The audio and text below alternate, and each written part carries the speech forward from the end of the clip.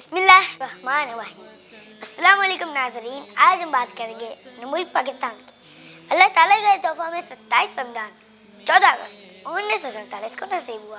قائد اعظم محمد علی جناح نے فرمایا، میں اپنے ملک میں صحیح اسلامی جمہوری اصول و اقتدار کا احیاء چاہتا ہوں۔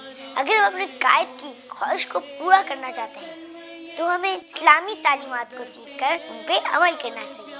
ہمیں چاہیے کہ ہم آنے والے 14 اگست میں تمام قربانی دینے والے پاکستان کے مسلمانوں کے لیے ایصال ثواب کا ضرور اہتمام کریں اور دعا کریں کہ اللہ تعالیٰ ہمارے پیارے وطن پاکستان کو مسلمانوں کا ایک مضبوط قلعہ بنائے، جو امت مسلمہ کے مظلوم مسلمانوں کا سہارا بنے۔ پاکستان کا مطلب کیا؟ لا الہ الا اللہ۔ دستور ریاست کیا ہوگا؟ محمد رسول اللہ۔ پاکستان زندہ باد، پاکستان پائندہ باد۔ میرے وطن میں یہ عقیدتیں اور پیار تجھ پہ نثار کر دوں، محبتوں کے یہ سلسلے بے شمار تجھ پہ نثار کر دوں۔